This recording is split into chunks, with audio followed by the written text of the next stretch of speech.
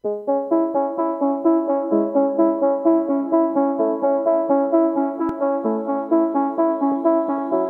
is Seasons of Discontent with your hosts Rick Snyder and Matt Combs on the Hogstein Network.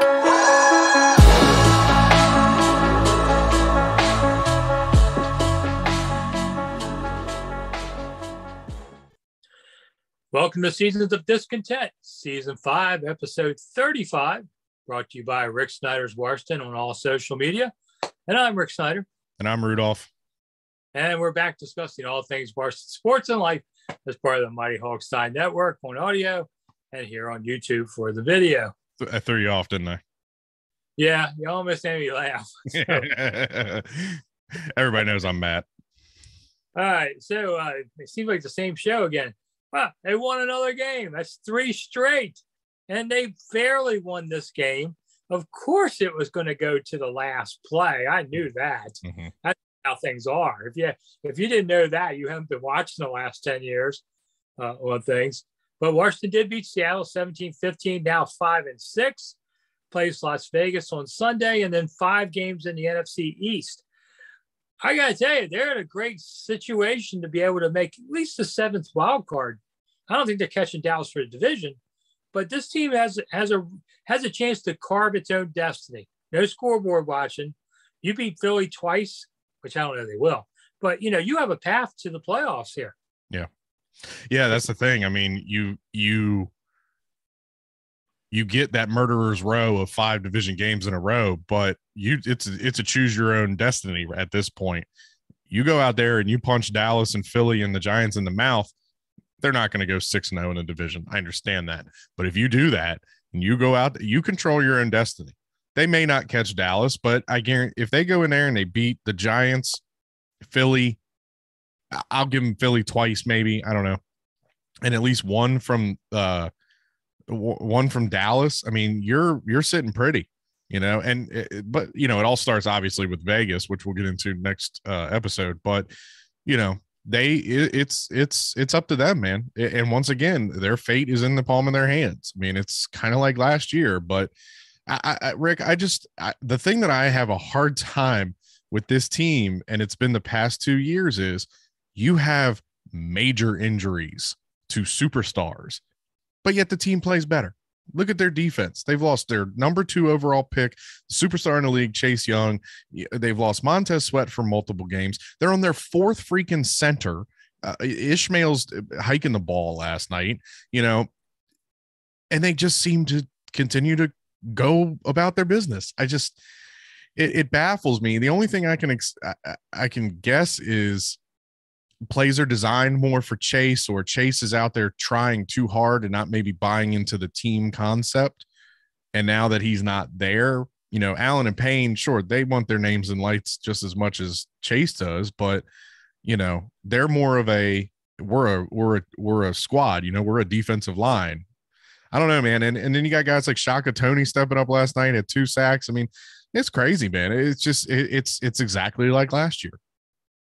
Yeah, they did one thing on defense I think really made a big difference is they moved Collins to that linebacker, drop down safety, whatever you want to call him, and they got Cameron Curl on the field too.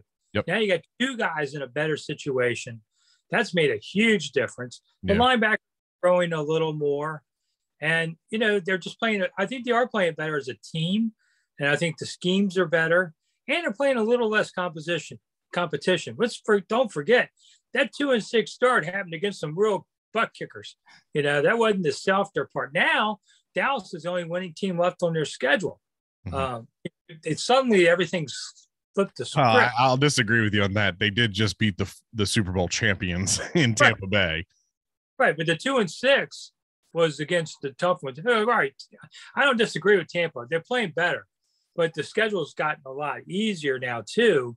Yeah, the schedule's played out. This is the thing. That's why, I know we did it, but preseason predictions on records are stupid because, nobody would have guessed that, the Titans would have been leading the AFC South just a week or 2 ago. Nobody thought that the Patriots were going to be anything, Yeah. And they cut Cam Newton. They're going to start Mac Jones, and now they're beating the Buffalo Bills, who are projected to go to the Super Bowl preseason. It's just that's why you have to let things play out, and that's exactly what they're doing. Dallas is on a 3-game losing streak. They were supposed to run away with this division. They have the best offense in the world, and their defense is greatly improved with Micah Parsons and Diggs. Well, guess what? They've lost three straight games. And just like the Washington football team has won 3 in a row. You didn't expect them to beat Tampa. Okay, Carolina, sure, but it seems like we're always the get right game where okay, Tampa's fresh out of a bye. They still have Tom Brady. They're getting Gronk back. They're getting all these people back. Blah blah blah. They're defending Super Bowl champions. You got Carolina, who started 3-0. They have a number 1 overall defense. Oh, and by the way, Cam Newton's coming back to start against his old coach. And then you got now, Russell Wilson is back from the finger. He's played he played last week. Now it's his get right game. The finger is finally fixed. Well, guess what? They stomped Seattle. They stomped them. 6 straight punts. That was insane. I have never seen this defense do that. Time of possession, they doubled them. They doubled them by they more than doubled them. Now that I look at it, it's just, but we all kind of knew what was coming at the end of the game. I do agree with you there. Yeah, that was a given. The only thing that didn't happen is they stopped that conversion. Yeah. Or else the game. That was the time they made the play. I mean, I was on the radio and I predicted a 3-point win. I said it will come down to the very end because that's just what this does. I'm not Nostradamus there. That's just what happens. And I'm sorry, I hate to do this, but the NFL, the officiating crew yesterday sucked on both sides. The phantom pass interference or roughing the passer. Heineke got slammed to the ground. I get it. The dude put all of his weight on it, but that's a solid tackle, And then the Logan Thomas turnaround touchdown that wasn't a touchdown. I mean, that's just ridiculous to me. In every other game this week, that would have been a touchdown. Any other game this season, that would have been a touchdown. But that crew last night sucked. The interesting part of it was they lost their 3rd kicker for the season, who got – I don't think it was a bad kick. The guy was in the backfield, blocked it. Then he gets run back for a safety. Mm-hmm. First time it happened in a while. So now it's 9-9, kind of weird. But then while he's chasing that guy down the field, he literally falls down with pulling a hamstring. Yeah. So now he got rid of Joey Sly. He's on the IR for at least 3 weeks. And I think at that point to see how's he doing, how's the guy replacing him doing, that kind of thing. But I mean, I like Joey Sly. It was cool. I'll take blame for that. I literally tweeted probably 10 minutes before he got hurt. Well, I don't know about our quarterback for next season, but we've definitely found our kicker for next season. And then he goes out and pulls a hammy. And maybe they got another Virginia Tech kicker who was, I think, the one before or after Joey Sly. I forget.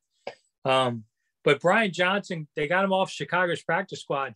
He was 8 for 8 with New Orleans, but missed 3 extra points. That's a weird way to get fired. You made 8 field goals, but you missed 3 extra points. They fired you. So he was at Chicago hanging out because you really should have a backup kicker because of COVID, if nothing else. Right. Yeah, for sure. Yeah, it was interesting. I thought they would go after the kid from the Ravens. I know he filled in for Justin Tucker a couple games this season and kicked very well. Maybe they didn't like his kickoff ability or something. I don't know. I don't know what goes into that, but yeah. Yeah, I mean, but that's how we ended up with Joey Sly. I mean, he got kicked off. He got let go from San Francisco, and we just happened to need a kicker, so we picked him up, and then he was damn near perfect except for last night. Yeah, so we'll see. I mean, welcome Brian Johnson. Hey, if it ain't 4 quarterbacks, it's 4 kickers. We've done the 4 quarterbacks bit. Let's do the 4 kickers. And the amazing part is they couldn't kick a field goal because Tress Way is left-footed, and they wasn't used to that. And they were like, oh, this is too much on the run. We'll screw this up. And Tress was joking he could make a 20-yarder. Well, he could have made the last one then. But, I mean, just trying to snap it to an opposite side guy, trying to catch it, hold it, that's a lot to ask for.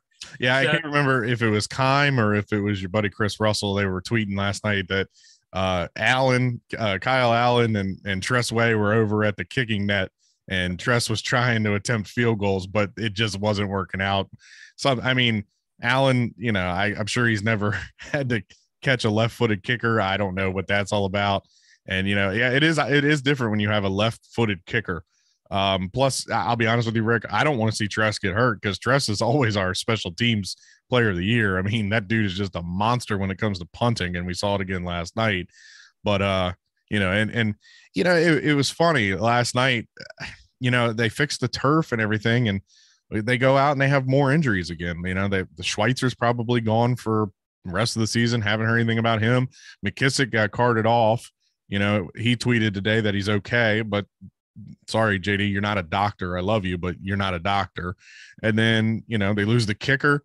And then at the end of the game, they lost Landon Collins. Landon not being on the field actually hurt them for that last touchdown. Yeah. Yeah. It's been pretty crazy. So another crazy thing happened today. Our old buddy, Robert Griffin III, came out and said, I'm doing a book called Surviving Washington. And they put out a book cover. It's going to come out this August. Number one, I don't think it'll sell 10,000 copies. I mean, I've done 9 books. I know a little bit about this. What's going to happen? People will tweet the really good stuff. Nobody will pay $30 to read the other crap. So in this world, it's hard to write a book like that. I won't do it because you get eviscerated by Twitter. So, and you got to put up so many hours. That aside, just from a business standpoint, I felt like saying, are you kidding me? Robert, I did a video. If you guys see Rick Snyder's Washington on YouTube, I said, Robert, it's time to move on with your life. Yes, there was blood all over both sides that 2012 game. They should have never been put back in to get hurt worse. Shanahan then tried to blame everybody else instead of taking responsibility. Robert should have said at some point, hey, I really want to, but I'm hurt. There was so much wrong. And then after that season, both sides were just pig-headed enough to ruin Robert's career. Both sides, but Robert doesn't take that blame. And I feel sorry for a guy that 10 years later can't get past it. It's time to move on. Yeah. It's outrageous. And along with his allegations of, and I could talk about what I saw. This is a guy like 2 months ago was begging on Twitter to be signed by this team. Right. And now he says, oh yeah, but that different people now. I can play for him now. Good God, man. Get a grip. You're just ridiculous on this whole matter. Like you said, there's blood on the hands of all 3 parties involved, on Shanahan's, on Roberts, and on Dan's. I put this on Dan as well.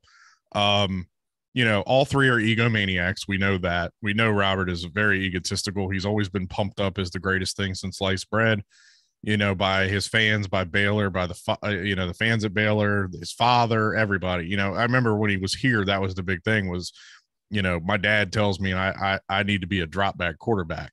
So I'm not going to run anymore. I remember that was the big controversy in 2013. Look, the thing about it was Shanahan didn't want Robert. We all know that was Dan's pick.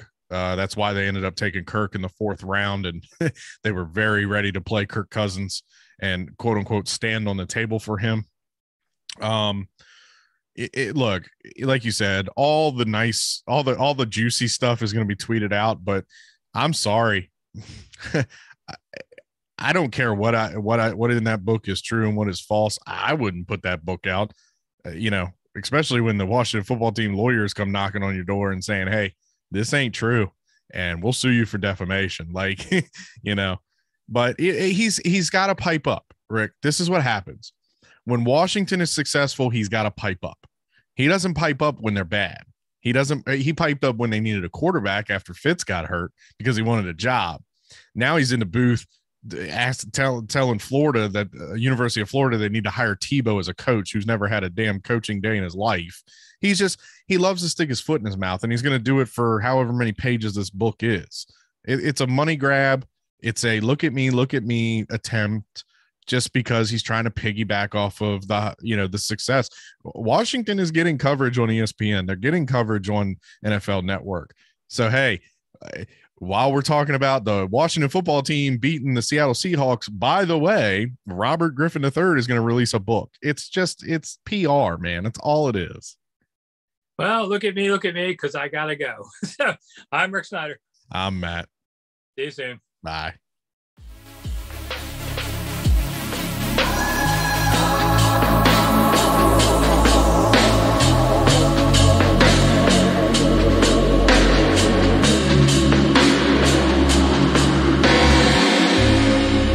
Thanks for listening to Seasons of Discontent on the Hogsty Network.